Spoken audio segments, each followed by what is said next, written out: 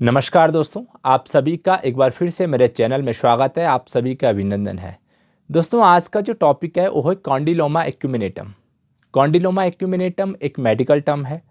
साधारण भाषा में हम इसको कहते हैं जेनाइटल वॉर्ट्स, और आसान शब्दों में समझें तो प्राइवेट एरिया के मस्से, प्राइवेट पार्ट के मस्से। Genital warts are a sexually transmitted infection caused by human papilloma virus type 6 and type 11। दोस्तों, ये जो जेनाइटल वॉर्ट्स हैं, प्राइवेट पार्ट के जो मस्से हैं, ये सेक्सुअली ट्रांसमिटेड होते हैं। सेक्सुअली ये फैलते हैं एक दूसरे को।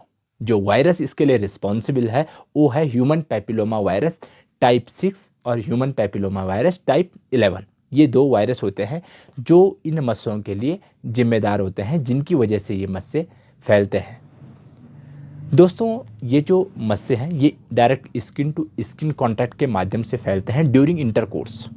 सेक्सुअल इंटरकोर्स के दौरान स्किन टू स्किन कांटेक्ट के माध्यम से ये मस्से एक दूसरे को फैलते हैं।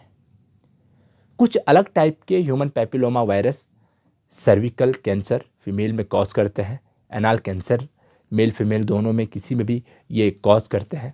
लेकिन ये जेनाइटल वॉर्ट डेवलप करने वाले जो ह्यूमन पैपिलोमा वायरस है उनसे एकदम अलग होते हैं। ये पॉसिबल है कि एक ही समय में अलग अलग टाइप के ह्यूमन पैपिलोमा वायरस इन्फेक्टेड करें। Most commonly human papilloma virus penetrative sexual activity के माध्यम से फैलते हैं, चाहे वेजाइनल इंटरकोर्स हो चाहे एनाल सेक्स हो। बहुत कम केसेस में नॉन पेनिट्रेटिव सेक्सुअल एक्टिविटी के माध्यम से ये मस्से फैलते हैं। और इसके अलावा ये यदि प्रेग्नेंट मदर को जेनेटल वॉर्ट्स हैं तो एक चांसेस हो जाते हैं बेबी में इसके ट्रांसफ़र होने के। एक रिसर्च के अनुसार दोस्तों 30% जेनेटल वॉर्ट, 30% जेनेटल वॉर्ट अपने आप डिसअपेयर हो जाते हैं with in 4 month of initial appearance. जो शुरुआती स्टेज होती है उसके 4 महीने के अंदर ये अपने आप ही डिसअपेयर हो जाते हैं। Smoking increase the risk of getting genital wart. जो लोग स्मोकर हैं उनको एक हायर चांस हो जाते हैं जेनेटल वॉर्ट्स डेवलप होने के। एक और अच्छी बात, latent human papilloma virus is transmissible and if an individual has unprotected sex with an infected partner there is a 70% chances they will be become infected. दोस्तों, जो लेटेंट ह्यूमन पैपिलोमा वायरस है, जिसमें ह्यूमन पैपिलोमा वायरस एक latent छुपी हुई अवस्था में होता है जिसमें मस्से डेवलप नहीं होते हैं। अगर ऐसे व्यक्ति के साथ कोई हेल्थी मेल या फीमेल, कोई स्वस्थ महिला या पुरुष इंटरकोर्स करते हैं सेक्सुअल एक्टिविटी के माध्यम से, ये मस्से उनको फैल जाते हैं। 70% चांसेस होते हैं उनको इन्फेक्टेड होने का। जेनेटल वॉर्ट्स की मॉर्फोलॉजी की यदि हम बात करें कि ये कैसे दिखते हैं, तो दोस्तों जो जेनेटल वॉर्ट्स हैं, प्राइवेट एरिया के मस्से हैं, ये सेपरेटली देखने को मिलते हैं। अलग अलग ये हो सकते हैं, ग्रुप में हो सकते हैं, एक हो सकता है, मल्टीपल हो सकते हैं। ये मस्से क्लस्टर फॉर्म में ये देखे जाते हैं। इनका जो अपीयरेंस है कॉलीफ्लावर लाइक अपीयरेंस इनका हो सकता है। दोस्तों, ये 5 mm डायमीटर के होते हैं या उससे कम डायमीटर के ये मस्से होते हैं। कलर की बात करें तो वेरिएबल कलर के होते हैं। मोस्ट कॉमनली ये स्किन कलर या डार्क कलर के मस्से होते हैं। बहुत कम केसेस में ये इनमें ब्लीडिंग हो सकती है, खून आ सकता है, ईचिंग करते हैं, खुजली कई बार करते हैं। इनमें रेडनेस देखने को मिल सकती है, डिस्कम्फर्ट एक करते हैं। इनका जो सरफेस है कुछ मस्सों का सॉफ्ट होता है, कहीं पे रफ सरफेस इनका होता है, हार्ड सरफेस होता है। लोकेशन की यदि हम बात करें, एग्जैक्ट लोकेशन इनका जेनेटल एरिया में ये एनाल रीजन के आसपास हो सकते हैं, मलद्वार के आसपास ये मस्से होते हैं। या जेनेटल एरिया में ये मेल में, पुरुषों में ये टिप ऑफ पेनिस पे हो सकते हैं।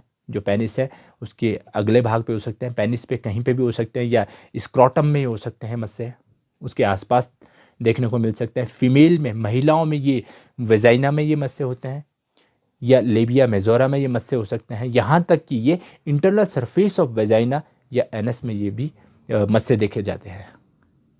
जो लोग इन मस्सों से सफ़र कर रहे होते हैं, जिन लोगों को ये जेनेटल वॉर्ट्स की समस्या होती है, वो साइकोलॉजिकली बड़े डिस्ट्रेस होते हैं। इसकी वजह से मानसिक रूप से बड़े परेशान होते हैं।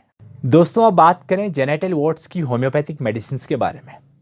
होम्योपैथिक साइंस में दोस्तों ये जो मस्से हैं, प्राइवेट पार्ट के जो ये मस्से हैं, इनके लिए बहुत सारी दवाइयाँ होती है, बहुत सारी मेडिसिन होती हैं। लेकिन यहाँ मैं आपको 2 जर्नल और इफेक्टिव मेडिसिन बता रहा हूँ। यदि आपको ये समस्या है, जेनिटल वॉर्ट्स आपको हैं, तो आप इन दवाइयों का सेवन कर सकते हैं। दोस्तों, पहली मेडिसिन होती है नाइट्रिक एसिड 1, जिसको स्क्रीन में भी आप देख रहे हैं। इस दवाई को आप एवरी 3rd डे लेंगे।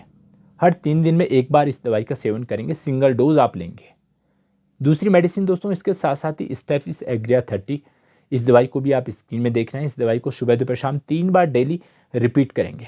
इन दोनों दवाइयों को दोस्तों कुछ मंथ तक आप रेगुलर रिपीट करेंगे। यदि दोस्तों आपको इन दोनों दवाइयों के माध्यम से कहीं आराम आने में कमी महसूस होती है, तो होम्योपैथिक साइंस में इसके लिए बहुत सारी मेडिसिन है। इसके अलावा भी जेनेटल वॉर्ट्स की समस्या के लिए और भी बहुत सारी मेडिसिन होती है, दवाइयाँ होती हैं। लेकिन उनका जो सिलेक्शन है, दवाइयों का जो सिलेक्शन है, वो डिपेंड होता है टोटलिटी ऑफ केस के आधार पे। केस टू केस वेरी करती है मेडिसिन। पेशेंट्स को इंडिविजुअलाइजेशन के आधार पे दवाइयों का सिलेक्शन डिपेंड होता है।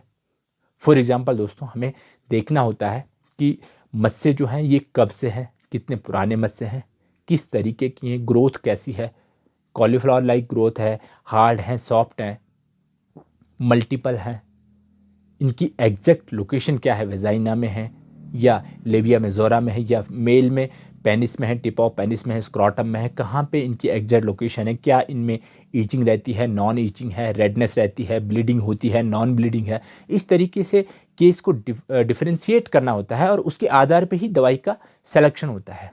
इसके लिए तो दोस्तों आपको अपने किसी अच्छे नियरेस्ट होम्योपैथी फिजिशियन के सामने अपना केस डिटेल में डिस्क्राइब करना पड़ेगा। उसके आधार पे ही दवाइयों का सिलेक्शन होगा। लेकिन ये बात तो पक्की है कि आपको होम्योपैथी साइंस में जेनेटल वॉर्ट्स के लिए, इन मस्सों के लिए निराश होने की आवश्यकता नहीं पड़ेगी।